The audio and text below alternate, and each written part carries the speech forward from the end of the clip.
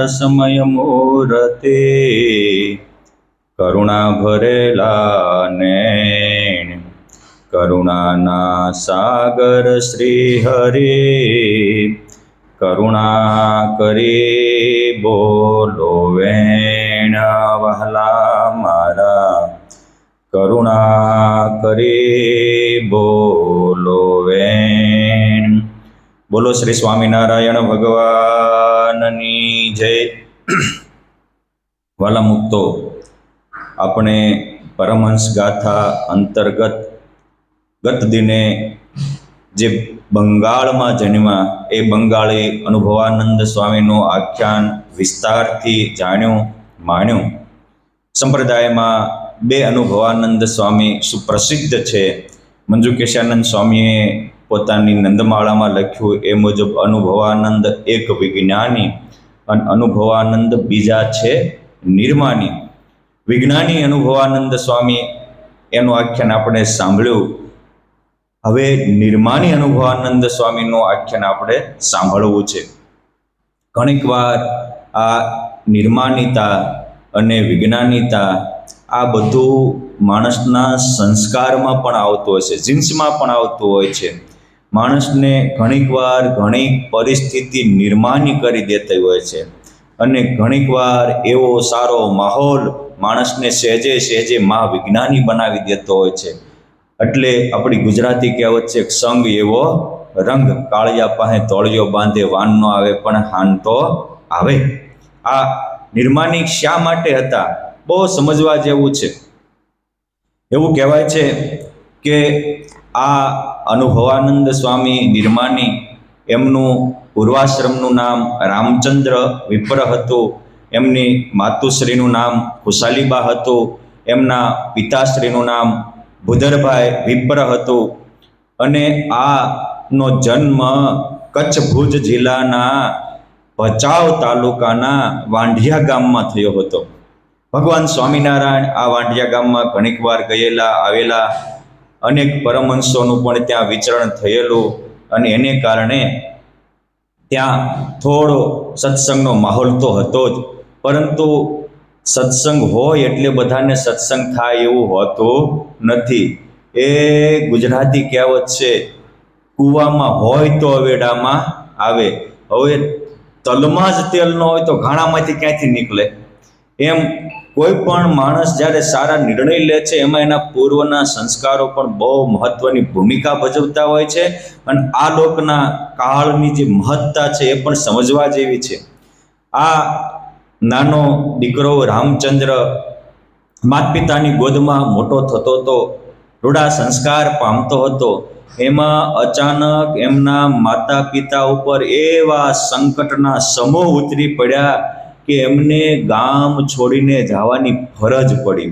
હજી દીકરો નાનો, એ વખતે ગુણાતીતાનંદ સ્વામીએ દાડમાના નથુરામ વિપ્ર હતા, એમને બોલાવીને ઘણા પરમહંસોના આખ્યાનો લખાવ્યા હતા। એને અપ્રસિદ્ધ ચોપડો છે, એમાંથી અમુક અંશ મારી પાસે આવેલો, મેં ઘણી સંશોધનની પ્રવૃત્તિ કરી। એ પૈકીમાં આ નથુરામ દાડમાના ચોપડામાં આખ્યાન છે। એમાં એને એવું લખ્યું છે કે હજી આ રામચંદ્ર ફક્ત 6 જ મહિનાનો થયો હતો, 6-7 મહિનાનો, અને અચાનક એમને ગામ છોડીને જવું પડે એ ફરીશ થઈ।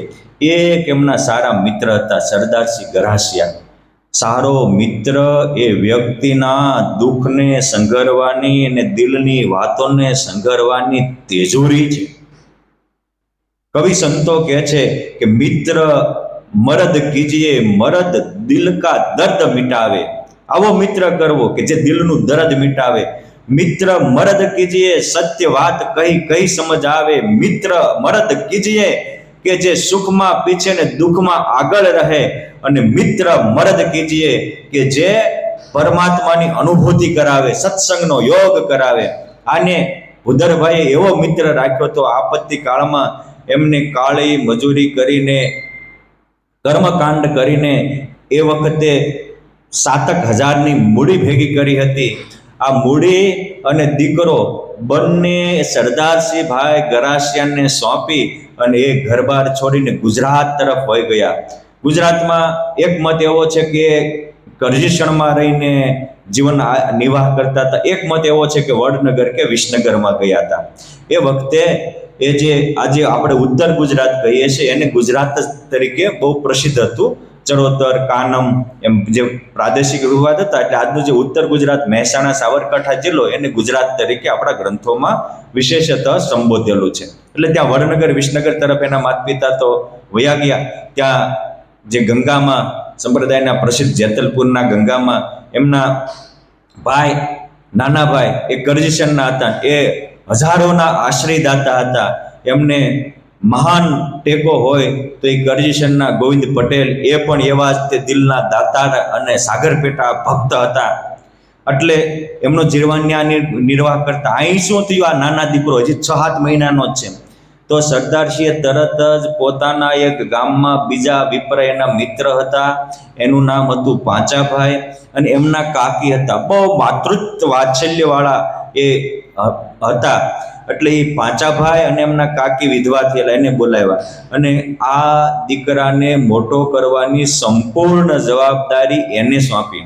એટલે આ કંચન બેન કે જેમનું જીવન જ કંચન જેવું હતું, આ પરાયા દીકરાને પોતાના દીકરા કરતા પણ હવાયો રાખી પાળી પોછીને મોટો કર્યો.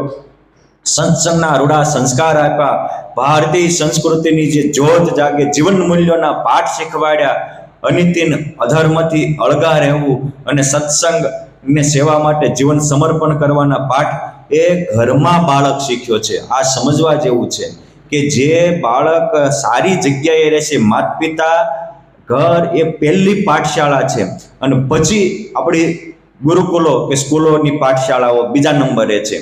આ ત્યાં સંસ્કાર પામીને મોટા થયા. એકવાર આ તીર્થયાત્રા કરવા નીકળ્યા તો સાથે પોતાના દીકરા કરતા તે પોતાના પરિવારજનોને ન લીધા, પણ આ નાનો રામચંદ્ર લગભગ એ વખતે એમની ઉંમર યુવાન થઈ ગયો હતો, 24-25 વર્ષની ઉંમર હતી, એમને સાથે લીધા. અને ફરતા ફરતા અનેક તીર્થ કરતા કરતા કચ્છ ભુજમાં આવ્યા. ત્યાં એને નામ સાંભળ્યું કે અત્યારે કચ્છ ભુજમાં ગંગારામ મલના ઘરે ભગવાન સ્વામિનારાયણ બિરાજમાન છે, સાથે અનેક પરમહંસો છે. આજે ઘોર કળયુગમાં એ સતયુગનું વાતાવરણ સ્થાપી રહ્યા છે, અનેકને અલૌકિક અનુભવ આપી રહ્યા છે. આ પુરુષોત્તમ નારાયણ પ્રગટ થયા છે. આ વાત સાંભળતા જ પાંચા ભક્ત, એની માં કાકી કંચનબેન અને સાથે રહેલો યોહાન રામચંદ્ર, બધાના હૈયામાંથી એક સાથે સૂર નીકળ્યો કે તો આપણે પ્રગટ પ્રભુના દર્શનને જાવું જ છે. કેમ છે, તીર્થયાત્રાનું ફળ પણ પ્રગટ ભગવાન કે પ્રગટ સંત મળે એ જ છે, માટે આ દર્શન તો આપણે કરવા જ. આ જો બધાના સૂરે સૂર મિલે ને તો સમજવાનું કે સૂરમાં પરમાત્માનો સૂર હોય, અને જ્યારે બેસૂરો થવા માંડે ત્યારે સમજવાનું કે માણસના અહંકારનો, આસક્તિનો સૂર હોય. જ્યારે ઈશ્વરીય સંકેત હોય ત્યારે બધાના એક મત થઈ જતા હોય છે, અને મોટું કામ પણ હાવ નાનું બની જતું હોય. જ્યારે એક મત થાય ત્યારે એક મત થઈ અને બધા જ ભગવાન સ્વામિનારાયણના દર્શને આવ્યા. ઓહો આ પ્રભુ, ઓહો આ અત્યારે ઘોર કળયુગમાં સતયુગ જેવો ધર્મ સ્થાપે છે, અનેકને બ્રહ્મચર્ય પળાવે છે, અનેકને સારા માર્ગે લઈ ગયા. સારો માર્ગ અને ખોરાક માર્ગ શું ખબર છે બટુક બાપા? આટલો જ. સદગુણનો સમૂહ છે ને એ ધર્મ છે. એટલે સત્સંગી જીવનના દ્વિતીય પ્રકરણમાં મયારામ ભટ્ટે પૂછ્યો કે પ્રભુ ધર્મ સર્ગ શું ને અધર્મ સર્ગ શું? ત્યારે ભગવાન સ્વામિનારાયણ આખા ગુણોનું યાદી આપી કે દયા, ક્ષમા, તિતિક્ષા, પરોપકાર, નિર્માનિતા, નિષ્કામિતા, બ્રહ્મચર્ય, પવિત્રતા, પ્રામાણિકતા, આ બધા ગુણો એ ધર્મ સર્ગ છે. અને દંભથી આરંભ કર્યો, પેલું ડબલ જીવન જીવવા માંડ્યો એટલે સમજવાનું કે એમાં અધર્મ આવી ગયો. દુર્ગુણો દંભ, ક્રોધ, લોભ, મદ, મોહ, આશા, તૃષ્ણા, ઈર્ષ્યા, રાગ, દ્વેષ, આ બધા જ અધર્મ છે. એટલે જે આપણા ગ્રંથોમાં લખ્યું ને ભગવાન ધર્મ સ્થાપવા આવે છે, એ આ જ હવમાં દુર્ગુણો હોય એ ન મરે હોય દુર્ગુણી મારી નાખવાનો, અને સદગુણ હોય એને પ્રમોટ કરવાના. પરસ્પર માનવતા રહે, સહિષ્ણુતા રહે, એકબીજાના ગુણો જોવાની દિવ્ય દ્રષ્ટિ રહે. આ બધા જે સદગુણોનો સમૂહ થાય જેને ગુણગ્રાહી દ્રષ્ટિ કે આજે વિજ્ઞાન એને પોઝિટિવ થિંકિંગ કહે છે. આ જ ધર્મ છે. બાકી તિલા ટપકા તાણતા હોય અને કોકના ગળા કરતા હોય, આને ધર્મ ગ્રંથોએ નહીં કહ્યું. એ તો એક સાંપ્રદાયિક બંધારણ છે. બંધારણ વસ્તુ જુદી છે અને ધર્મ વસ્તુ જુદી છે. ધર્મ યુનિવર્સ છે અને બીજો ધર્મની વ્યાખ્યા ભગવાન કૃષ્ણ ભગવાને ગીતાજીમાં આપી, કર્તવ્ય નિષ્ઠા. અર્જુનને વારે વારે કહે છે તું તારું કર્તવ્ય સંભાળ. એક સમજો, એક દેશનો નેતા હોય એ પોતાનું કર્તવ્ય બજાવે તો ટૂંક સમયમાં ભારતને આખા વિશ્વમાં ગુંજતો કરી દે. અને કર્તવ્ય ભ્રષ્ટ નેતા આવે તો ભારતનું શિક્ષણથી ભ્રષ્ટ કરે. કર્તવ્ય ભ્રષ્ટ નેતાઓ આવે તો એને મસ્જિદમાં કે મદ્રેસામાં કે ચર્ચમાં જતા ભારત બિન સાંપ્રદાયિક ન નડે, અને મંદિરમાં આવવાનું હોય ને તો મારા બેટા બિન સાંપ્રદાયિક આવે. કોઈ દેશના એવા નેતાઓ નથી. બીજા દેશના નેતાઓએ પોતાના ધર્મને આદર આપ્યો છે, અને હિન્દુસ્તાનમાં એવા ભારતમાં એવા નેતાઓ આપ્યા કે હિન્દુ ધર્મ માટે કાંઈ કરવાનું હોય, રામાયણ વાંચવાની હોય, ગીતા વાંચવાની હોય, તો એને ધર્મ નિરપેક્ષતા આવે મારા બેટાને. અને બીજા જે અલ્પસંખ્યક હોય એને પ્રમોટ કરવાનો હોય તો ભારતની ગવર્મેન્ટમાંથી પણ એમાં રૂપિયા આપે. એટલે આ કર્તવ્ય ભ્રષ્ટ નેતાઓ માણસોને બહુ નષ્ટ કરી નાખે છે. એટલે કૃષ્ણ ભગવાન કહે છે કર્તવ્ય નિષ્ઠ નેતા તું તારું કર્તવ્ય બજાવે. એ જ રીતે શિક્ષક શિક્ષકનું કર્તવ્ય બજાવે, માતા પિતાનું કર્તવ્ય બજાવે, ભાઈ ભાઈનું કર્તવ્ય બજાવે, તો દેશમાં સુવર્ણ યુગ પાછો આવે. એટલે કર્તવ્ય નિષ્ઠા એ બીજો ધર્મ છે. અમે સાધુનું કર્તવ્ય બજાવીએ, કોકના ગળા કરવાનું ન કરીએ અને બીજાને મદદરૂપ થવાનું કરીએ. જે સાધુનો ધર્મ છે, કાર્ય સાધનોથી સ્વપર કાર્યાણીથી સાધુ છે, પોતાનું પરનું બધાનું ઉદ્ધાર કરે, કલ્યાણ કરે. એ પરોપકાર સતામ ભૂષણ, એ પરોપકારના દિલની ભાવના હોય. આ સાધુતા એ એનું કર્તવ્ય બજાવે, કોઈ વાંધો આવે નહીં. તો પ્રશ્ન ક્યાં બધે શરૂ થાય ખબર છે? વ્યક્તિને સારા કરતા મારાનો મોહ જાગે ત્યારે કર્તવ્ય ભ્રષ્ટ થઈ જાય છે. ત્યારે ભગવાન શું કરે? સારાને સિલેક્શન કરે છે. પોતાના દીકરા કર્તવ્ય ભ્રષ્ટ થયા હોય તો યાદવસ્થલી કરાવી નાખે, અને સારા હોય તો પરાયા હોય એને બે મુખી ગુણ ગાય અને એને ગાદી આપે. જરાસંઘને મારી નાખ્યો પણ એનો દીકરો સારો હતો તો એ સહદેવને રાજા બનાવ્યો. તમે જો એક કૃષ્ણ ભગવાનને, કંસ દુરાચારી હતો, બીજાને પીડા કરતો હતો, અધર્મ વાળો હતો, તેને મારી નાખ્યો, પણ એના પિતા પાત્ર હતા તેને જ ગાદી આપી. પોતે ગાદીના હકદાર ન થઈ ગયા. આજે તો માણસો કરે થોડું અને હક જાજો જોતો છે. આ માણસને જિંદગીને હરામ પોતાની તો કરે છે, બીજાને પણ કરાવી નાખે છે. આ કર્તવ્ય નિષ્ઠ હતા એટલે તરત જ ધર્મવાન હતા, કર્તવ્ય નિષ્ઠ હતા એટલે સીધું જ સારાનો સ્વીકાર કરી શક્યા. જે કર્તવ્ય નિષ્ઠા હોય ને, સદગુણો વાળો હોય ને, એ સારાનો સ્વીકાર કરી શકે. અને સ્વભાવ કેવા છે ખબર છે બટુક બાપા, અક્ષયભાઈ? સ્વભાવ એવા છે કે તમારે પડે નહીં ને એટલે એનું પ્રોટેક્શન જ મંડે ગોતવા. દુર્યોધન કહેતો તો હું ધર્મને જાણું છું પણ એ પાળી શકતો નથી, અધર્મને જાણું છું છોડી શકતો નથી, એટલે શું કરે કે હું સાચો છું. એ પોતાના સ્વભાવની પ્રોટેક્શનની જ આખી જિંદગી કે ભાઈ એ તો પાંડવો આમ હતા, ન્યા તે નકરા માછલા જ ધોવા માંડે. આ સમજવાનું કે માણસ પોતે પોતાના કર્તવ્યથી ભ્રષ્ટ થયો છે. અને કોઈ પણ માણસ કોકની સામે એક તું આવો છો ત્યારે ત્રણ આંગળી પોતા સામી હોય છે. એટલે મારે કહેવાનું એ છે કે એ વખતે તો દુર્યોધન જેવા એક થોડાક હતા, આજે તો બહુ દુર્યોધનો છે. ખબર હોય બધી જ હોય, અને એમાં આજે તો વોટ્સઅપ યુગ થઈ ગયો, મોબાઈલ યુગ થઈ ગયો, બધાને બધી ખબર હોય પણ કરે કાંઈ નહીં. આ બધા જ દુર્યોધન જેવી મેન્ટાલિટી વાળા, એટલે એની વારસદાર કહેવાય.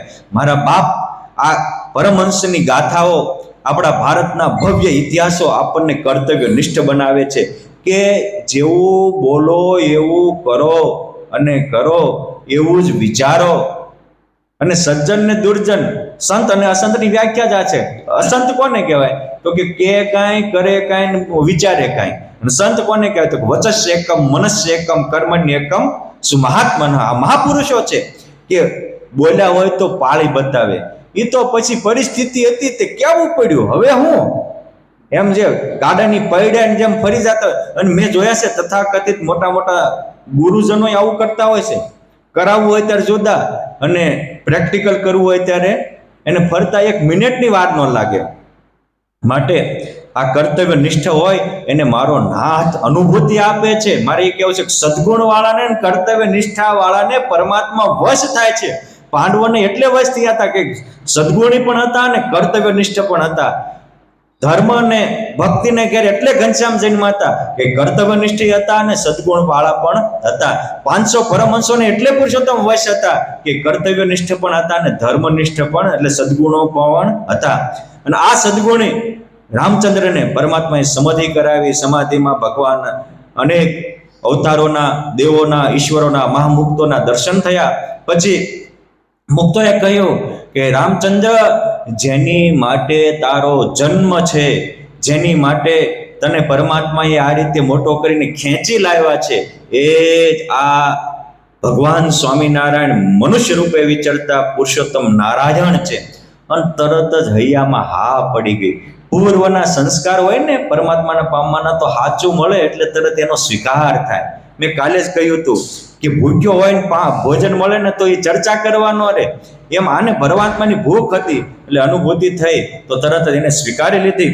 પછી જાગી અને આ જ પ્રગટ પ્રભુ છે એમ સ્વીકારી અને પોતાનું જીવન પ્રભુના ચરણોમાં સમર્પિત કરી અને કહ્યું, હે મારા નાવલિયા નાથ, હે અંતરના આરામ, હે હૃદયેશ્વર, હૃદય ધડકન, મને આપની સેવામાં અખંડ રાખો. એ વખતે ભગવાન સ્વામિનારાયણ કહે છે કે પણ તમે તો પરાયા ઘરે મોટા થયા છો. આ તમારી સાથે પાંચા ભક્ત છે, એમના કાકી કંચનબા છે, એમની પાસે જાઓ. ત્યારે રામચંદ્ર જઈને કહે છે કે અમથાય મારા માતા પિતાનો તો તમને તો ખ્યાલ નથી, પરંતુ તમે મને રજા આપશો તો તમારી 71 પેઢીના ઉદ્ધાર ભગવાન સ્વામિનારાયણ કરશે. અને તરત જ ઓલા પણ સુગ્ન હતા કે જો આવા પરમાત્માની સેવામાં એ રહેતો હોય તો એના જેવા એના સદભાગ્ય ક્યાંથી.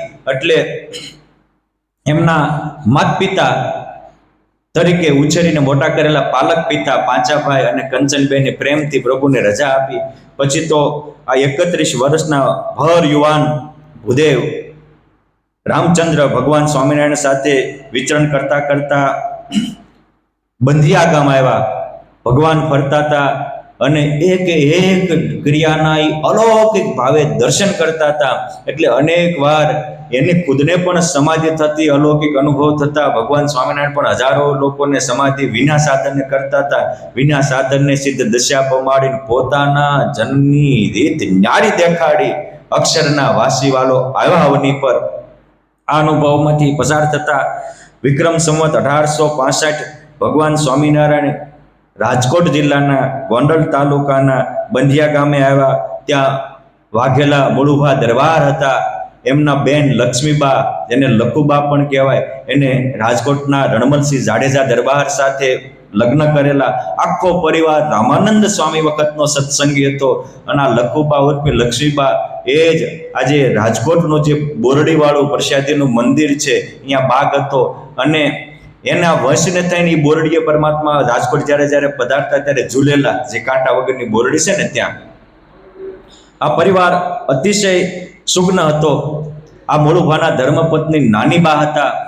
એ નાનીબાના દિલમાં ભગવાન સ્વામિનારાયણ પરમહંસો સાથે પધાર્યા ત્યારે એક વિચાર આવ્યો. એ રડી પડ્યા. ભગવાનને રડતા રડતા પ્રાર્થના કરતા કહે છે કે હે પ્રભુજી, હે મારા વિહામાં એકવાર મેં ભૂલ કરી, એનો પસ્તાવો હજી મને ચાલે છે. અને ખરેખર ભૂલનું દોહરામણ ન થાય ને તો દિવ્યતા તરત પ્રગટ થાય.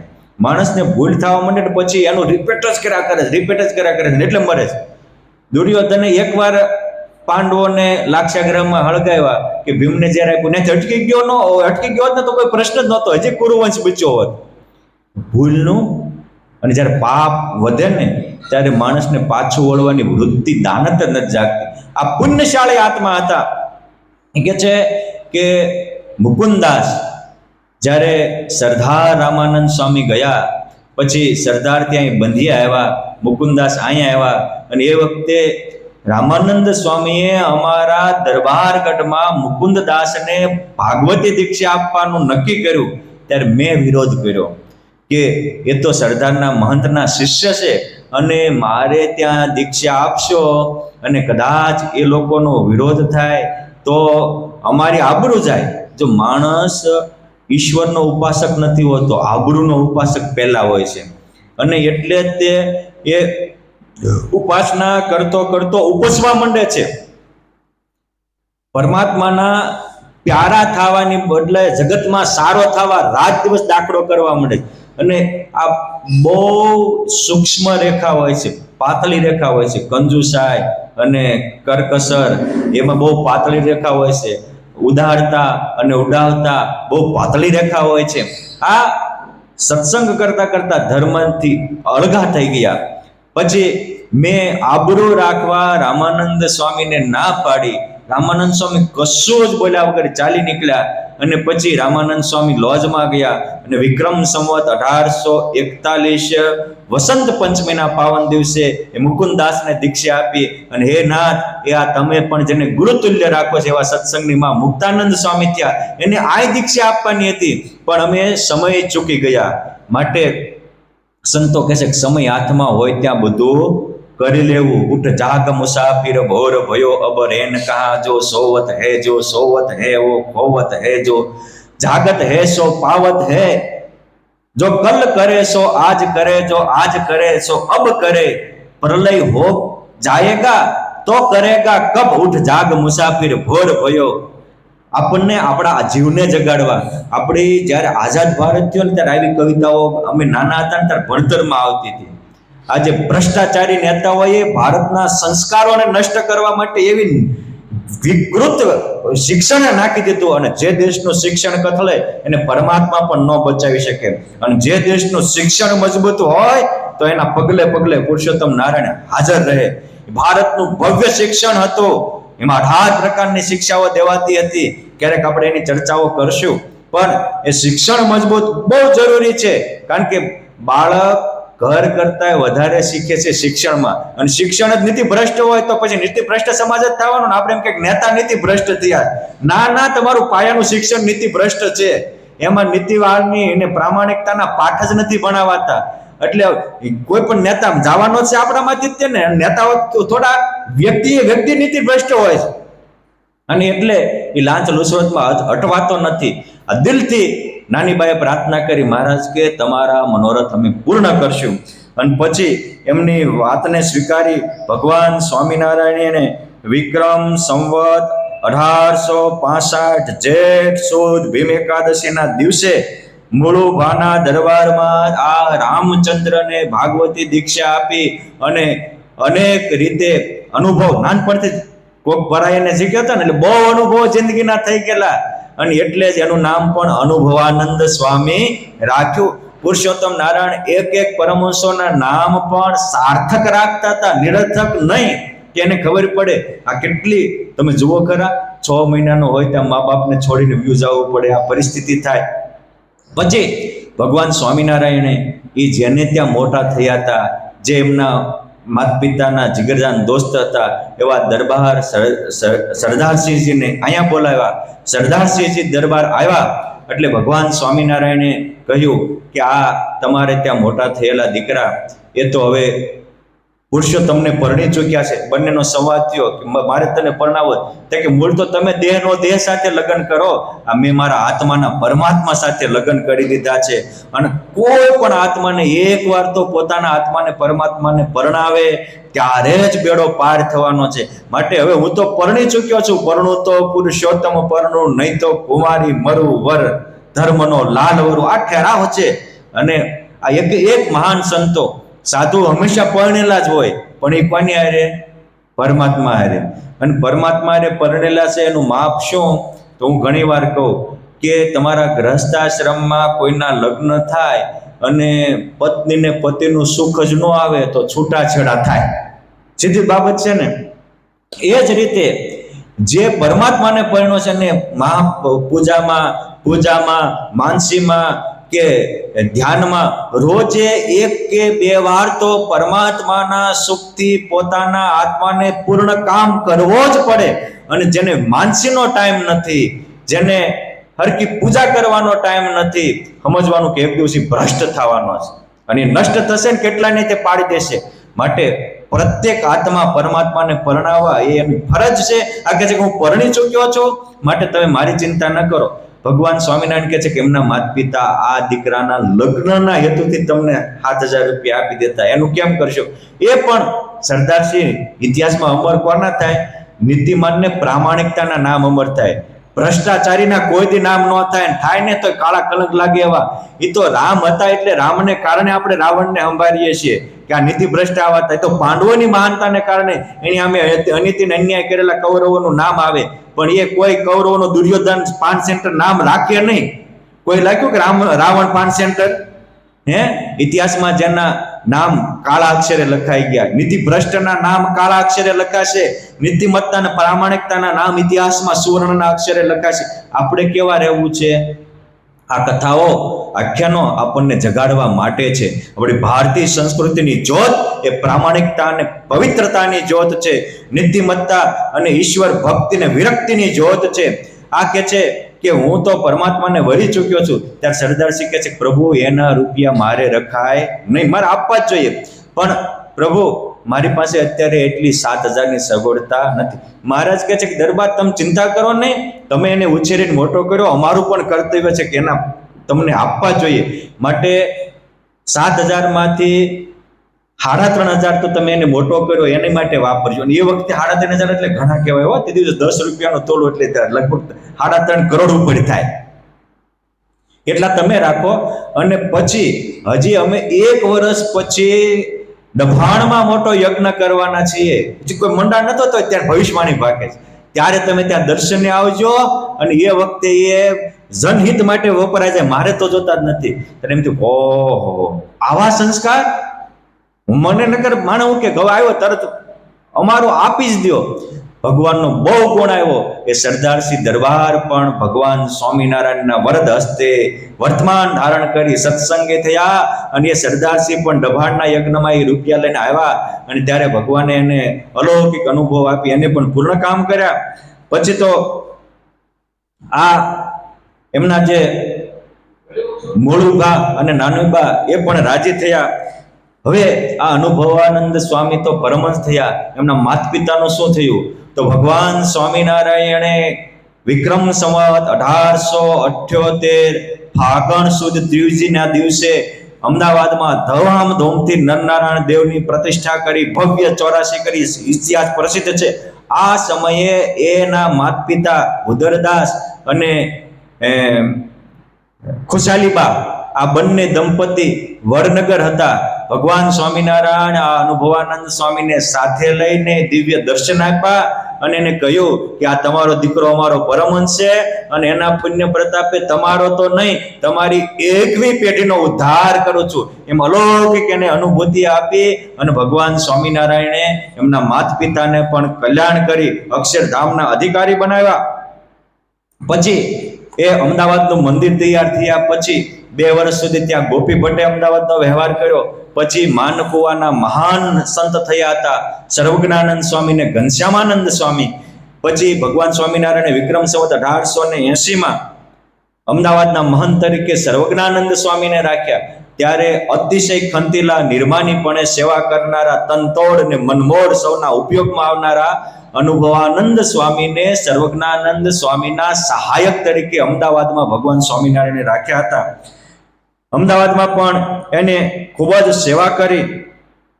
ભગવાન સ્વામિનારાયણ વિક્રમ સંવત 1882 કારતક વદ ત્રીજે જ્યારે વડોદરા નરેશ ગાયકવાડના આમંત્રણને માન આપી અને જ્યારે વડોદરા જતા હતા ત્યારે રસ્તામાં સાકરદા ગામમાં પ્રભુ રાત રોકાયા હતા. સવારમાં ભગવાન સ્વામિનારાયણની દાઢ દુખવા માંડી. આ અનુભવાનંદ સ્વામી થોડા વૈદ્યનું પણ જાણતા હતા.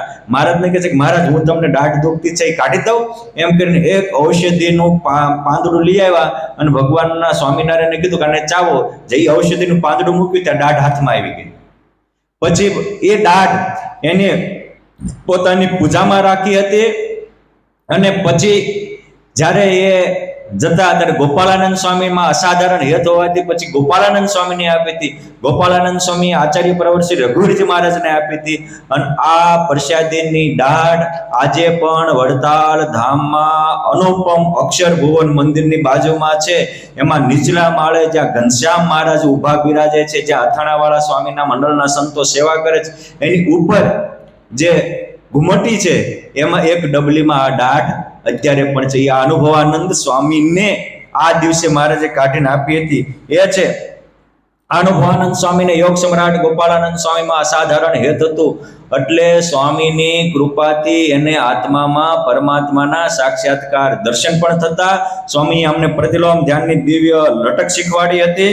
અને એ ઘણીવાર અમદાવાદમાં હોવા છતાંય તે વડતાલ ધામમાં 2 મહિના સુધી ગોપાળાનંદ સ્વામી, નિત્યાનંદ સ્વામી વગેરે સંતોનો સમાગમ કરવા આવતા હતા.